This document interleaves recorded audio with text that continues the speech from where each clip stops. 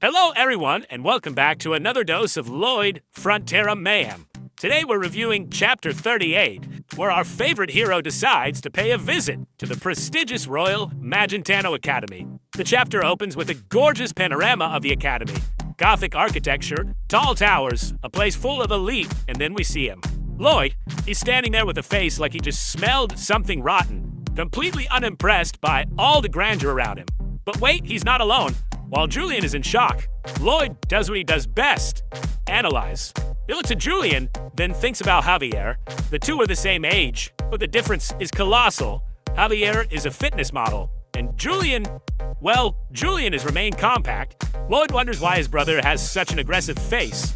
But wait, Lloyd quickly realizes old Lloyd, the one before the possession, was an absolute tyrant with poor Julian.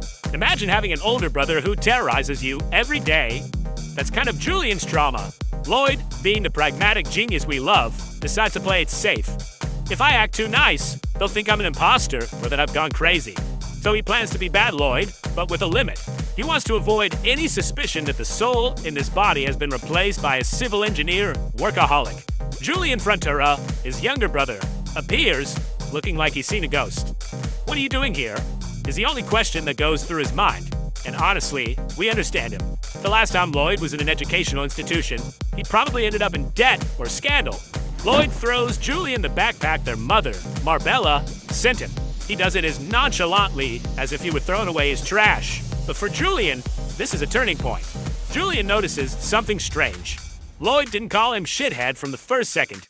What's more, he even bothered to bring in the package from home. And boom, the famous red system notification appears. Julian is extremely suspicious due to your uncharacteristic kindness. Lloyd tries to leave, but Julian is even more confused. He's not hitting me. He's not swearing at me. Is he sick? The boy's suspicion grows as Lloyd acts human. Lloyd gets angry in turn. "Dude, I actually called you little shit earlier. What more do you want?" It's hilarious to see Lloyd trying so hard to be insensitive, but his normal human instincts blow his cover. Meanwhile, Lloyd remembers his mother's plea: take care of your brother. Have lunch with him. We see Lloyd's famous gesture.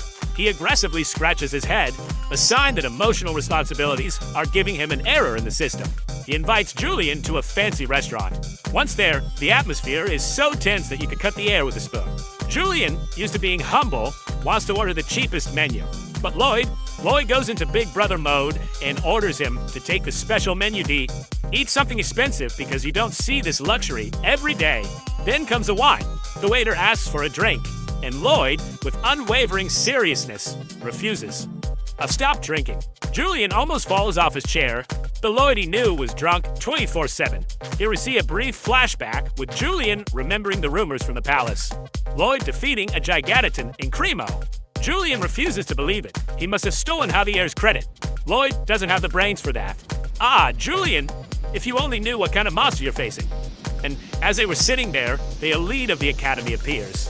A group of arrogant nobles led by 𝐄𝐬𝐭𝐞. Diego slaps Julian on the back of the head out of the blue.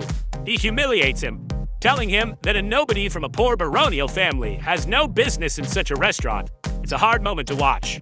Julian tries to apologize, but the bully doesn't stop. He hits him repeatedly, saying that his presence offends his gaze. The rest of the nobles laugh, and the restaurant staff look away. Social status is all that matters here. Lloyd watches everything from the table while he eats quietly. He makes the calculations. If I intervene now, Julian's life at school will be hell after I leave.